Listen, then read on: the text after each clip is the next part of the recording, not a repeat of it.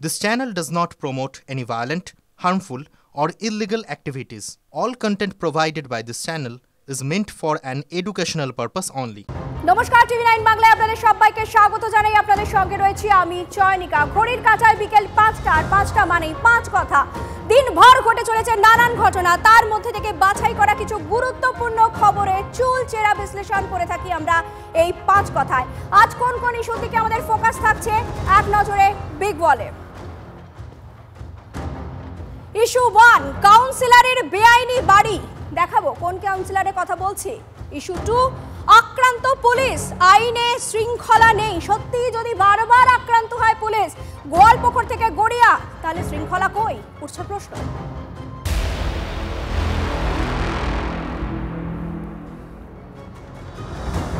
বাঘা যতীনে বহুতল বিপর্যয়, আজই বকখালি থেকে গ্রেফতার প্রমোটার।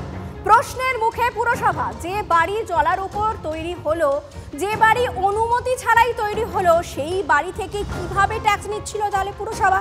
এ নিয়ে টানাপোড়েনের মধ্যেই বিস্ফোরক অভিযোগ করেছেন বিজেপি নেতা কলকাতা পুরসভার কাউন্সিলর সজল ঘোষ। তিনি বলছেন সতীর্থ কাউন্সিলর 109 নম্বর ওয়ার্ডের তৃণমূল কাউন্সিলর অনন্যা বন্দ্যোপাধ্যায়ের বেআইনি বাড়ি। অভিযোগ করছেন সজল বাবু। কি অভিযোগ করছেন সজল? দক্ষিণ কলকাতার সন্তোষপুরে হাতিবাড়ি। প্রথমে দোতলা বাড়ি করেন কাউন্সিলর অনন্যা বন্দ্যোপাধ্যায়। দোতলা বাড়ির পরই 5 তলা হয়ে যায়। সজলের অভিযোগ, হাতিবাড়ির পেছনেও বেআইনি নির্মাণ রয়েছে। বাড়ি ভাঙার অর্ডার হলেও পরে লিগ্যাল করে দেওয়া হয় বলে অভিযোগ সজলের। এই বাড়িটা হাতিবাড়ি বলে পরিচিত। অনন্যা ব্যানার্জির নিজের নামে এই বাড়িটা। দোতলা বাড়ি, কোনো রকম কোনো লিগাল পেপারস ছাড়া সেই বাড়িটা পরবর্তীকালে 5 তলা হয়ে যায়। তারপরে পেছনের জমিটা কেনেন, অ্যামালগামেশন হয়। পেছনের জমিটা কিনে সেই বাড়িটা টোটালি ইল্লিগাল ভাবে দাঁড় করানো হয়। এবং সবচেয়ে দুর্ভাগ্যের কথা, গত কয়েকটা এমআইসি মিটিং আগে এই বাড়িটাকে লিগালাইজ করে দেওয়া হয়েছে। আমরা কথা বলেছি কাউন্সিলর অনন্যা বন্দ্যোপাধ্যায়ের সঙ্গেও। বাড়িটির কাগজপত্র সমস্ত কিছু বৈধ এবং তার পেপারস গুলো আছে, সুতরাং কে কোথায় কি বলছে সেটা তো গেলে হবে না। এখন যদি আমি চিল এরকম কান নিয়ে গেছে বলি তাহলে হবে কি? এখন তো পেপারস নিয়ে কথা বলতে হবে, তাই না? সুতরাং যা আমার যদি মনে হয় যে এটার গুরুত্ব আছে, তাহলে আমি কাগজ দিয়ে কথা বলবো। এবং আমার কাছে সমস্ত বৈধ কাগজ আছে। আমি আবারও বললাম, কলকাতা কর্পোরেশন, রাজ্য সরকারে যা বাড়ি নির্মাণ করতে গেলে যা পেপারস লাগে, সেই আইনি প্রত্যেকটি কাগজপত্র আছে। আমাদের সঙ্গে আমাদের প্রতিনিধি রয়েছেন সায়ন্ত। সজল ঘোষ একেবারে সরাসরি অভিযোগ করছেন অনন্যা বন্দ্যোপাধ্যায়ের বিরুদ্ধে, আর অনন্যা বন্দ্যোপাধ্যায় পাল্টা বলছেন আমার কাছে যা ডকুমেন্টস আছে আমি শো করতে পারি এবং সেটা সবটাই বৈধ। এই মুহূর্তে তরজা কোন পর্যায়ে? দেখো, স্বাভাবিকভাবেই কলকাতার বুকে সন্তোষপুর এভিনিউ 103 নম্বর ওয়ার্ডে এই বাড়িটি কি এখন সবথেকে চর্চার বিষয়, কারণ এই বাড়িটি হাতিবাড়ি। কার বাড়ি? কলকাতা পুরসভার নথি বলছে কলকাতা পুরসভার কাউন্সিলর অনন্যা বন্দ্যোপাধ্যায়ের বাড়ি। আর সেই বাড়ি এখন রাজনৈতিক চর্চার অন্যতম কেন্দ্রবিন্দুতে পরিণত হয়েছে। স্বাভাবিকভাবেই প্রথম যে ফ্লোরটা, যেটা বিজেপি তরফে অভিযোগ করা হয়েছে, প্রথম ফ্লোরটা অনন্যা বন্দ্যোপাধ্যায় তৈরি করলো, পরে পরপর 3, 4, 5 কিন্তু সম্পূর্ণ অবৈধভাবে তৈরি করা হয়েছে। এমনকি কলকাতা পুরসভার নথিতেও কিন্তু সেই বিষয়টি উল্লেখ করা রয়েছে। এই বাড়িটির একাংশের বৈধতা করার জন্য রিটেনশন মানিও তাকে দিতে হচ্ছে, অর্থাৎ অবৈধ থেকে বৈধ করার জন্য একটা রিটেনশন প্রাইস দিতে হয় কলকাতা পুরসভাকে, সেটাও দিতে হয়েছে। আমি আমার ক্যামেরাপারসন কল্যাণকে বলবো আরেকটা বিষয় দেখানোর জন্য। ঠিক এই বাড়িটি ঠিক পেছন দিকে যে অংশটির কথা বলছে, সেই পেছন দিকের অংশটি অবৈধভাবে তৈরি করা হয়েছে বলে বিজেপি তরফে অভিযোগ করা হয়েছে। যেখানে তুমি সিঁড়ি দেখতে পাচ্ছ, ওই অংশটিতে জমি কিনে নতুনভাবে তৈরি করা হয়েছে। অর্থাৎ এই অ্যামালগেশন, অর্থাৎ দুটো জমির ওপর দুটো বাড়ি এক করে দেওয়া হয়েছে একটা ঠিকানায়। মূলত এটা কলকাতা পুরসভার নথিতে বেআইনি বলে উল্লেখ করা হচ্ছে এবং সজল ঘোষ কিন্তু সরাসরি এই বাড়িটিকে অবৈধ এবং বেআইনিভাবে তৈরি করা হয়েছে বলে দাবি করছেন। কলকাতা পুরসভার কিন্তু তথ্য বলছে এই বাড়িটিকে নিয়ে কলকাতা পুরসভা মেয়র পরিষদের বৈঠকেও চরম উত্তপ্ত পরিস্থিতি তৈরি হয়। বেশ কয়েকজন এমআইসি এই বাড়িটিকে অবৈধতাকে কেন বৈধতা দেওয়া হচ্ছে তা নিয়ে সরব হয়েছিলেন মেয়রের সামনে। মেয়র কিন্তু বেশ কিছু অংশকে বৈধতায় সই করেও পরে বিষয়টিতে স্টপ রাখে, অর্থাৎ কাজ চলছে কিন্তু যে ধরনের কাজ চলছিল সেটা বন্ধ রয়েছে, কিন্তু একের পর এক কাজ হবাতে এই বাড়িটি এরকম প্রাসাদ প্রম অবস্থায় পরিণত হয়েছে। তুমি দেখতে পাচ্ছ বিরাট আকার একটি হাতির মুখ এবং গোটা বাড়িটি একটি প্রাসাদের মতো চেহারা নিয়েছে। এই বাড়িটি কলকাতা পুরসভার একজন কাউন্সিলরে কিভাবে হতে পারে সেটাই কিন্তু এখন বড়সড় প্রশ্ন, আর এটাই কিন্তু বিজেপির কাউন্সিলর সজল ঘোষ প্রশ্ন তুলছেন, যেখানে বিদ্যাসাগর কলোনিতে সজল ঘোষ যে অভিযোগ করছেন সেই হাতিবাড়ির সামনে এই মুহূর্তে আমাদের প্রতিনিধি দাঁড়িয়ে রয়েছেন, কিন্তু সজল ঘোষের নির্দিষ্ট অভিযোগটা কি আপনাদের আরো একবার শুনুন।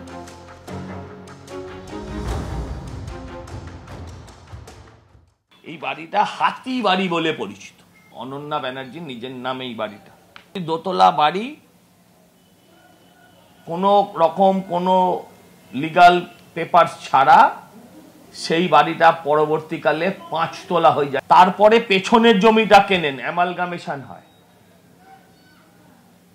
পেছনের জমিটা কিনে সেই বাড়িটা টোটালি ইল্লিগাল ভাবে দাঁড় করানো হয় এবং সবচেয়ে দুর্ভাগ্যের কথা তো কয়েকটা এমআইসি মিটিং আগে এই বাড়িটাকে লিগালাইজ করে দেওয়া হয়েছে।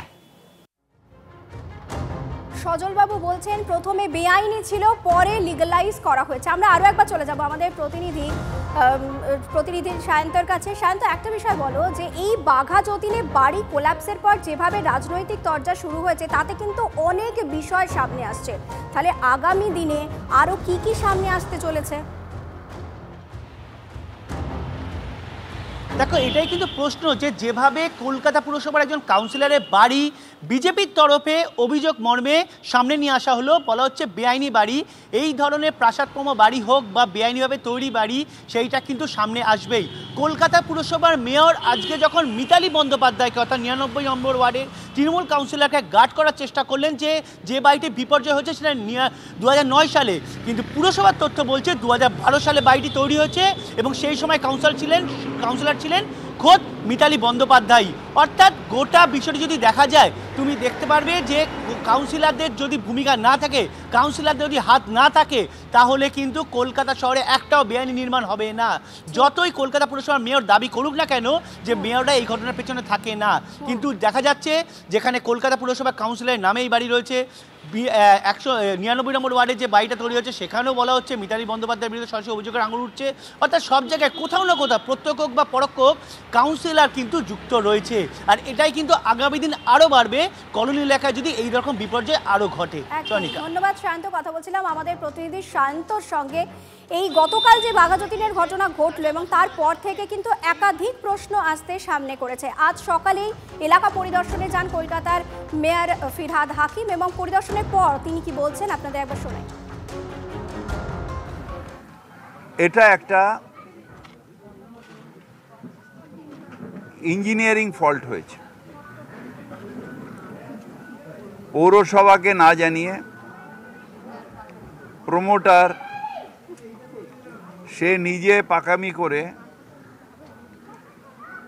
বোধহয় হরিয়ানার থেকে কাউকে নিয়ে এসে কোনো স্ট্রাকচারাল ইঞ্জিনিয়ারের সাপোর্ট না নিয়ে বা তার ওপিনিয়ন না নিয়ে, কর্পোরেশনের পারমিশন না নিয়ে বাড়িটা নাকি একটুখানি বেঁকে ছিল সেটাকে ঠিক করতে গেছে।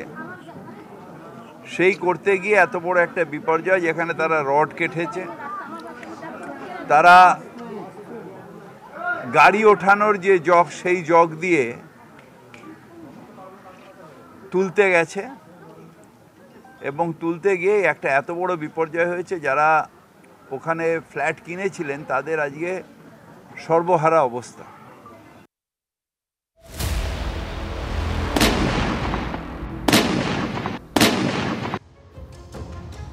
সত্যি রাজ্য জুড়ে বিপর্যয় কিন্তু চলছে, কোথাও বাড়ি ভেঙে পড়ছে, কোথাও পুলিশের ওপর আক্রমণের ঘটনা ঘটছে। এই তো দেখুন গোয়ালপুকুর থেকে গড়িয়া সর্বত্র পুলিশের ওপর আক্রমণের ঘটনা ঘটছে, আর তাই এবার নজর রাখবো পুলিশের ওপর সেই আক্রমণের ঘটনার খবরে।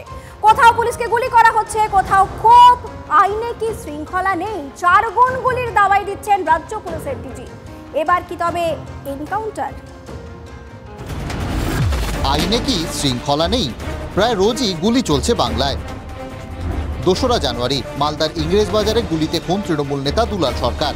দলের নেতাকে হারিয়ে পুলিশকেই কাঠগড়ায় তোলেন মুখ্যমন্ত্রী মমতা বন্দ্যোপাধ্যায়। বাবলা সরকার আজকে মার্ডার হয়েছে এবং পুলিশের গাফিলতিতে অফকোর্স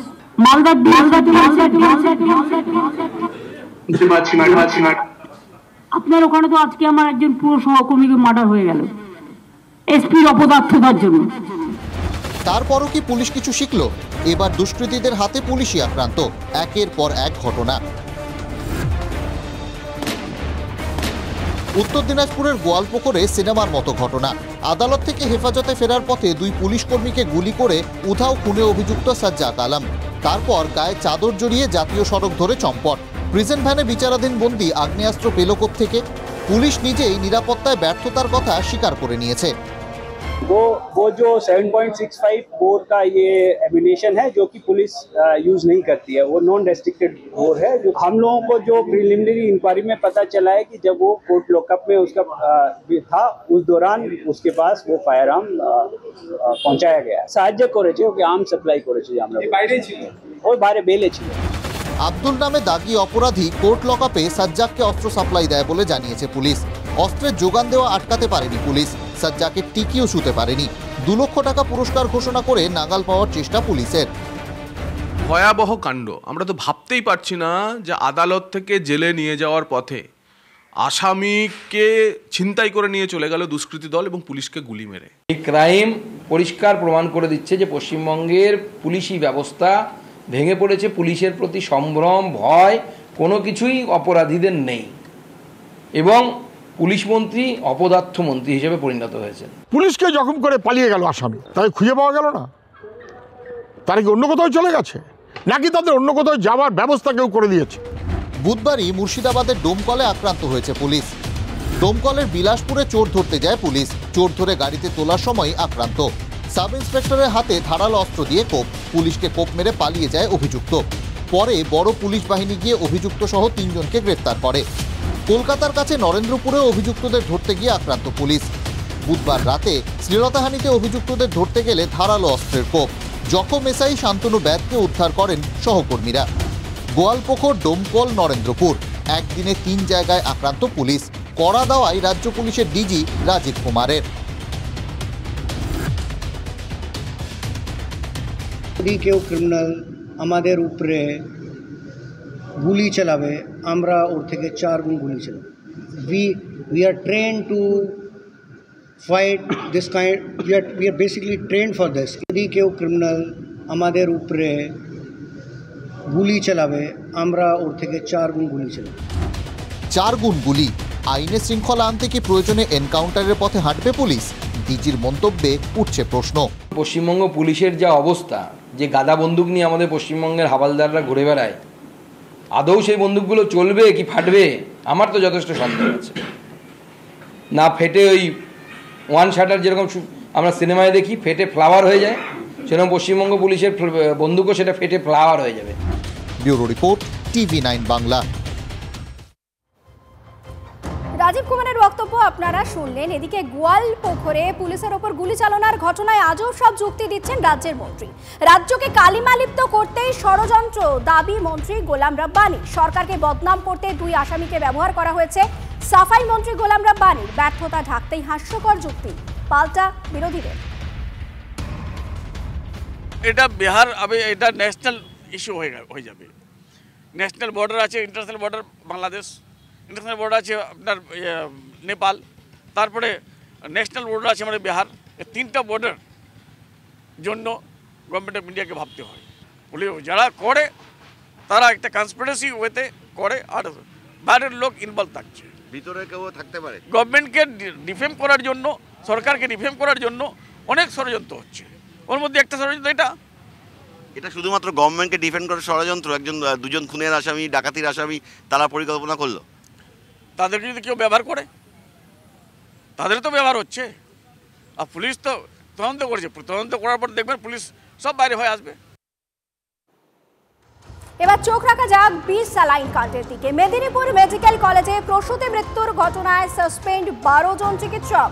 তাদের মধ্যে 6 জন সিনিয়র চিকিৎসক, 6 জন পিজিটি। কর্তব্যে গাফিলতির জন্য মেদিনীপুর মেডিকেলের আরএমও, এমএসভিপি সহ 12 জন চিকিৎসককে সাসপেন্ড করা হয়েছে। স্যালাইন কাণ্ডের পেছনে অন্য কোনো কাহিনী থাকতে পারে বলে আশঙ্কা প্রকাশ করেছেন মুখ্যমন্ত্রী মমতা বন্দ্যোপাধ্যায়। যারা যারা সেদিন ওখানে দায়িত্বে ছিলেন মেদিনীপুরে, তারা কিন্তু তাদের দায়িত্ব যদি সঠিকভাবে পালন করতেন তাহলে কিন্তু এই মাকে বাঁচানো যেত, সন্তানকেও বাঁচানো যেত। এটা খুব দুঃখজনক ঘটনা। দুটো ইনভেস্টিগেশন রিপোর্ট যখন চিফ সেক্রেটারি এবং হেলথ সেক্রেটারি আমার কাছে সাবমিট করেছেন এবং তারপরে তারা সাজেশন দিয়েছেন, সব সাজেশন মেনে নিয়ে 12 জনকে সাসপেন্ড করে দেওয়া হলো, along with pending investigation by the CID. যে কজন সেদিন ছিলেন দায়িত্বে এবং নেগলিজেন্সে, যাদের জন্য এই কাণ্ডটা হয়েছে, তাদের কাছে যদি অন্য পেশেন্ট পড়ে কি করবে তো আমরা জানি না। মানুষকে তো বাঁচাতে হবে। যে হেলথ ডিপার্টমেন্ট থেকে যেটা হয়েছে কমপ্লেন, সেই কমপ্লেনটাই তো FIR. It will be treated as FIR. একই স্যালাইন যদি অন্য জায়গাতেও থাকতো, সেখানে তো কোনো ঘটনা ঘটেনি। এখানে ঘটনাটা তো অন্যরকম হয়ে গেছে। গাফিলতি, যারা জানে না তারা গেছে সিজারিয়ান করতে, অ্যানেস্থেসিয়া দিয়ে দিয়েছে উল্টো পাল্টা। নামগুলো কেন হলো? এমএসভিপি তার দায়িত্ব নয়? অ্যাডমিনিস্ট্রেশন দেখা কোথায় ছিলেন তিনি? HOD head of the department কবার গেছেন? মেদিনীপুর মেডিকেলে বিষ স্যালাইন কাণ্ডের পর 12 জনকে সাসপেনশনের কথা ঘোষণা করেছেন রাজ্যের মুখ্যমন্ত্রী মমতা বন্দ্যোপাধ্যায়। আর এই গোটা বিষয় নিয়ে কি বলছেন রাজ্যের বিরোধী দলনেতা শুভেন্দু অধিকারী, শোনাই। मर्डर है, state sponsored murder.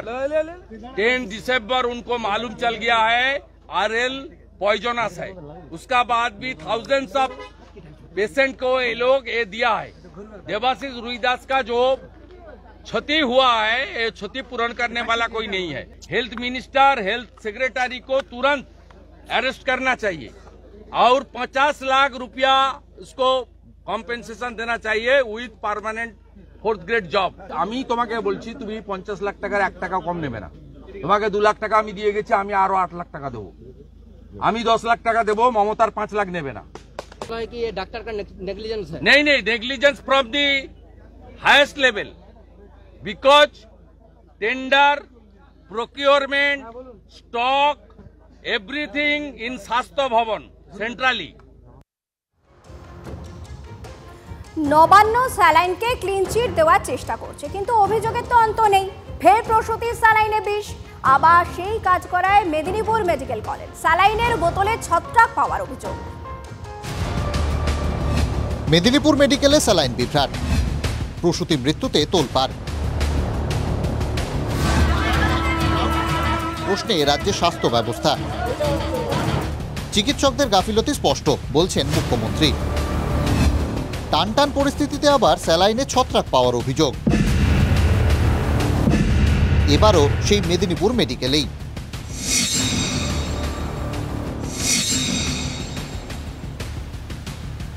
Medinipur medical কলেজের মাতৃমা বিভাগে ভর্তি আছেন সাহসপুরের বাসিন্দা প্রসূতি সুদীপা দলুই। বিতর্কিত পরিস্থিতিতে হাসপাতালে বন্ধ রাখা হয়েছে আরএল স্যালাইন সাপ্লাই, তাই সুদীপার পরিবারকে স্যালাইন ও ওষুধ কিনে আনতে বলা হয়। সেই মতো হাসপাতাল চত্বরেই ন্যায্য মূল্যের ওষুধের দোকান থেকে স্যালাইন কেনে পরিবার। 2টি আরএল এবং 4টি ডিএনএস স্যালাইন কিনে আনা হয়। অভিযোগ, কিছুক্ষণের মধ্যেই পরিবারকে ডাকেন ওয়ার্ডের দায়িত্বে থাকা আয়ারা। একটি আরএল স্যালাইনের বোতল দেখে চোখ কপালে ওঠে প্রসূতির পরিজনদের। অভিযোগ, স্যালাইনের বোতলে ছত্রাক ঘুরপাক খাচ্ছে দেখেন তারা। দোকানে লিয়েছে এগুলো সব 6টা লিয়া হয়েছে, মোট আরএল লিয়া হয়েছে 2টো আর ডিএনএস লিয়া হয়েছে 4টা। তার মধ্যে এই দিদিমণিরা বলছে যে এগুলো গন্ডগোল আছে, একটু দেখবে যাও।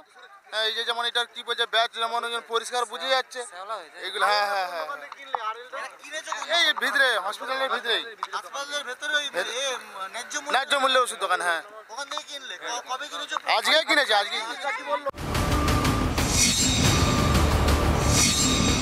দোকানের ম্যানেজারের আজব সাফাই।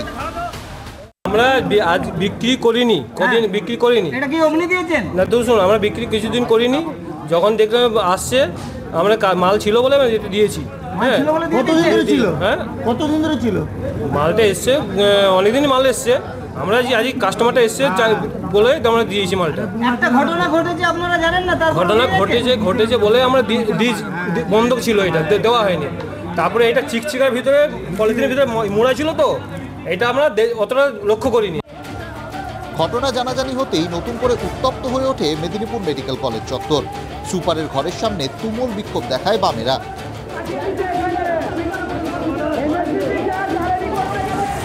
সরকার ব্যান করার পরেও সেই স্যালাইন কেন হচ্ছে এই ন্যায্য মূল্যে ওষুধ দোকানে বিক্রি হচ্ছে? এ দায় কে নেবে? এ দায় শুধুমাত্র ন্যায্য মূল্যের ওষুধ দোকানের যিনি টেন্ডার নিয়েছেন তার নয়। এই হাসপাতালে এমএসভিপি, গোটা স্বাস্থ্য দপ্তর। প্রসূতি সদ্যজাতের মৃত্যুর পরও কর্তৃপক্ষ এতটা দায়সারা কি করে? এর দায় নেবেন কে? হাসপাতাল কর্তৃপক্ষ না স্বাস্থ্য দপ্তর? এ প্রশ্ন কিন্তু থাকছে। মেদিনীপুর থেকে ক্যামেরায় সুজয় নায়কের সাথে দেবব্রত সরকার, TV9 বাংলা। মমতা বন্দ্যোপাধ্যায়ের হস্তক্ষেপ, কাঁথি সমবায় ব্যাংকে বোর্ড গঠনে টানাপোড়েনে ইতি। হচ্ছে না কোনো নির্বাচন, মমতার ধমকের পরই পিছু হটলেন 11 জন প্রার্থী। ডিরেক্টর পদে মনোনয়ন প্রত্যাহার 11 জন প্রার্থীর। 15 জন ডিরেক্টর পদে মনোনয়ন জমা দিয়েছিলেন 30 জন। স্ক্রুটিনি পর্বে বাদ পড়েন আবেদনকারী 4 জন। কার্যত বিনা বাধায় জয়ের পথে 15 জন ডিরেক্টর। সুব্রত বক্সির সঙ্গে নেতৃত্ব এবং বিধায়কদের বৈঠকে ফোনে মমতার কড়া বার্তার পরই মনোনয়ন প্রত্যাহার 11 জন প্রার্থী।